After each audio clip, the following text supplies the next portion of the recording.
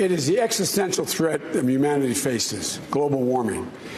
Joe Biden has a $2 trillion plan to tackle climate change. This has been hailed as the most ambitious political plan for climate action in the United States.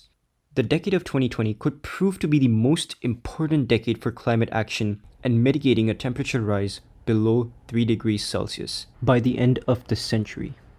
With that in mind, this video explains and summarizes the climate policies of the Biden administration and what to expect from them. Welcome to my YouTube channel. My name is Ankur Shah, and this channel is all about environmental issues, solutions, and how we can help make the world a better place. So first things first, on day one, Joe Biden has promised to rejoin the Paris Agreement, which President Trump pulled out of.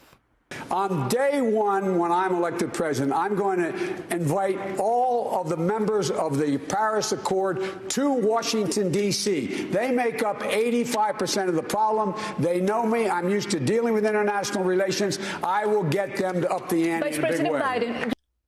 The re-entry of the United States into the Paris Climate Agreement would mean that this country will play a very active leadership role in climate change mitigation. The Paris Climate Agreement is a non-binding treaty, but if the US has ambitious climate goals, other countries will follow suit. This brings me to the second point. The Biden administration has pledged to have net zero emissions from the US by 2050. This is a big deal. This pledge means that the United States needs to triple its renewable energy capacity, adding about 100 gigawatts of wind and solar every year until 2050. The US spends about $20 billion a year on oil and gas subsidies. This brings us to our third point. First of all, I would eliminate all the subsidies we have for oil and gas. Eliminate it, period. This is an extremely bold statement. Eliminating fossil fuel subsidies would drastically increase the cost of these resources. The price that we pay for oil and gas currently is much lower than its true cost. This is because the costs of negative effects such as health issues or climate change are not factored into the cost of oil and gas. These are called negative externalities. While eliminating subsidies will drastically reduce emissions and cause long-term benefits, the short-term disadvantages may be felt hardest by the poor communities due to the increased prices of oil and gas. This brings us to our final point about environmental justice in the Biden administration plan.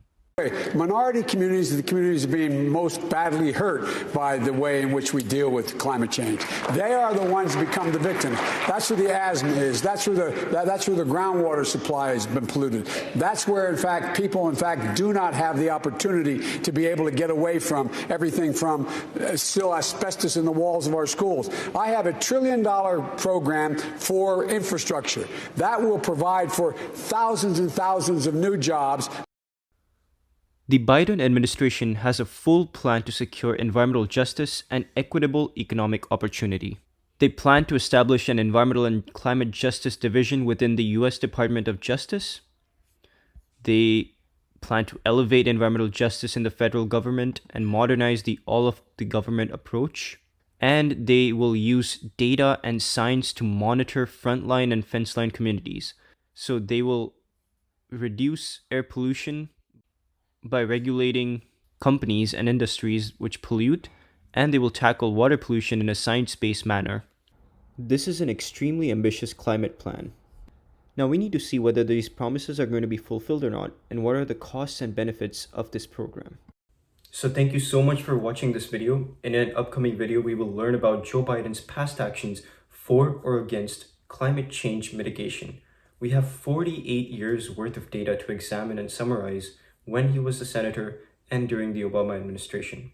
So with that, please do subscribe to this channel by clicking that red subscribe button below to stay tuned on upcoming videos. And please stay safe, have a healthy and happy start to this new year.